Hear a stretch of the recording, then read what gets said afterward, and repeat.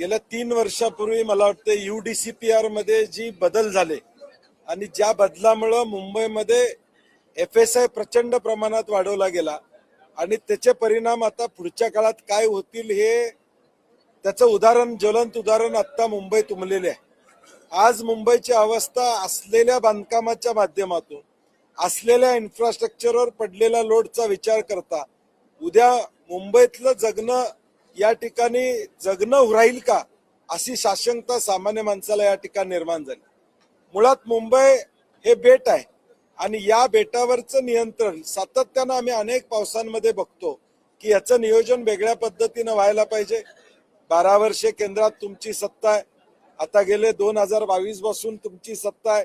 महापालिकेमध्ये ठीक आहे आता सत्ता आली असं म्हणता येईल, परंतु तरी देखील मला वाटतं एक होलिस्टिक विचार या मुंबईसाठी वेगळ्या पद्धतीनं करावा लागेल. पाऊस हा दरवर्षी एवढा पडणारच आहे. या आयलँड सिटीला या पावसाच्या तुंबण्यापासून वाचवण्यासाठी आमचे बांधकाम उद्याच्या भविष्य काळात किती वाढणार आहेत, त्याचा परिणाम काय होणार आहे इन्फ्रास्ट्रक्चर, याचा विचार कुठं तर केला पाहिजे. आता मुंबई 3 जर होणार असेल त्या ठिकाणी तर मला वाटतं या मुंबईवरचा इन्फ्रास्ट्रक्चरचा लोड सरकारनं कमी करण्याचा धोरणात्मक निर्णय घेतला पाहिजे असं माझं वैयक्तिक मत आहे.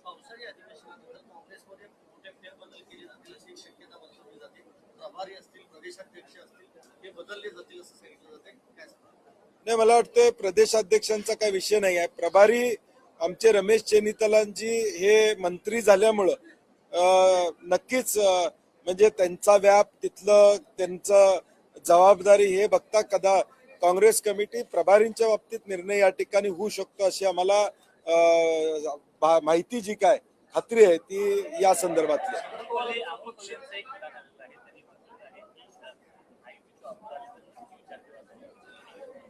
मी प्रत्यक्ष ऐकलेलं नाही त्यांचं. जर त्यांनी ऑन कॅमेरा म्हणलं असेल तर मला वाटतं वेगळ्या संदर्भातनं त्यांनी बोललं असेल. विकास कामासाठी महायुतीनं बोलवलं तर जाऊ असं म्हणले असतील, परंतु ते काय पक्षांतर करणार नाहीत किंवा कुठेही जाणार नाहीत याची खात्री मला मित्र म्हणून आहे. कारण की शाहू फुले आंबेडकरांच्या विचाराचे आमचे मित्र अमोल कोल्हे आहेत. त्यामुळे मला नाही वाटत कारण नसताना ही शंका त्यांच्याबद्दल निर्माण करणं संयुक्तिक राहणार नाही.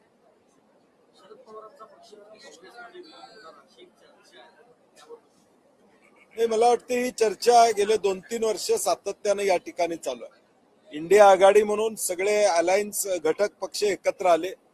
काही आता जे प्रादेशिक पक्षांना टार्गेट केलं जाते देशामध्ये, पश्चिम बंगाल पासून ते मुंबईपर्यंत, हे बघता असा विचार किंवा असा मतप्रवाह येणं काही चुकीचं आहे असं मला वाटत नाही. परंतु आज सगळे विषय हे दिल्ली स्तरावर आणि AIC स्तरावर होतील असे आम्हाला माहिती.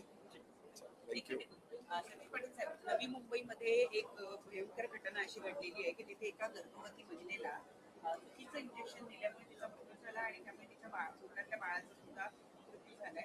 घरच्यांनी आरोप केलेला आहे की डॉक्टरांनी चुकीचं इंजेक्शन दिल्यामुळे मेडिकल निग्लिजन्समुळे तिचा हा मृत्यू झाला. मला वाटतं हा दुर्दैवी मृत्यू या ठिकाणी मेडिकल निग्लिजन्समुळेच झालेला आहे आणि सरकारनं यामध्ये तातडीनं त्या संबंधितावर कारवाई करत असताना किमान पुढच्या काळामध्ये अशा गोष्टी घडू नयेत याची दक्षता सरकारने घ्यावी अशी आम्हाला अपेक्षा आहे.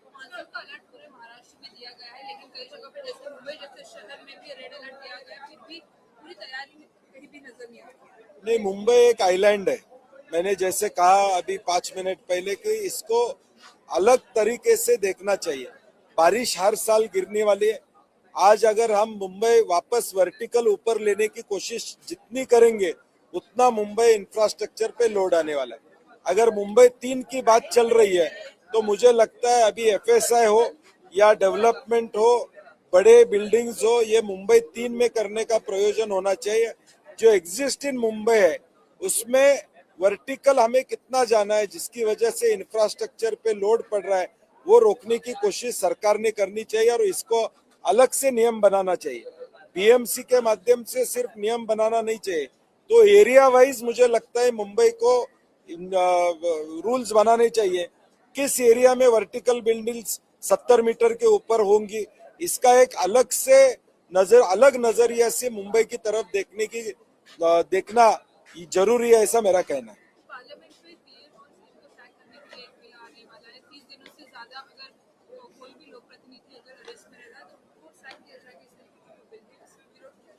नहीं, मुझे लगता है कि संविधान में जो चीजें उसको बाजू रख के नए कायदे बना रहे जा रहे। अभी किसी को अगर अंदर जमानत ही नहीं मिले, एक बाजू सुप्रीम कोर्ट कहता है कि 24 घंटे में उसको जमानत या 48 घंटे में उसके ऊपर कार्रवाई की, जो निश्चित कार्रवाई वो होनी चाहिए। दूसरी तरफ आप कायदा बना रहे हैं कि 1 महीना अंदर रहेंगे तो वो पद पे नहीं रहेंगे। तो मुझे लगता है कि सुप्रीम कोर्ट के जो डिसीजंस है, ऑलरेडी जो कायदे में तरतूद है, उसको विचार करते हुए सरकार ने अपनी दिशा या सरकार ने अपनी रणनीति रखनी चाहिए। राज ठाकरे इन्होंने कहा है कि जो लोग विधायकों को सांसदों को खरीद रहे हैं वो देह बिक्री करने वाले एजेंट जैसे ही काम करें और जो बेचे जा रहे हैं वो देह बिक्री करें। इन शब्दों का प्रयोग उन्होंने किया। नहीं, मुझे लगता है राजनीति का स्तर बहुत गिर चुका है। आज राजनीति करने वाले हमारे जैसे लोग हजारों लोग, लाखों लोग हमारी तरफ देखते हैं, हम प्रतिनिधित्व करते, तो ऐसी चीजें होनी नहीं चाहिए। इसका मूल कारण क्या है? एंटी डिफेक्शन का जो कायदा है वो वीक हो गया। अगर 2022 में एंटी डिफेक्शन के कायदे में ये शिवसेना जब टूट गई, एनसीपी टूट गई, तब अगर निर्णय होते थे तो उसके बाद पूरे देश में ऐसी चीजें नहीं होती थी। एंटी डिफेक्शन कायदा वीक होने की वजह से ये सब चीजें आज उभर के आ रही है।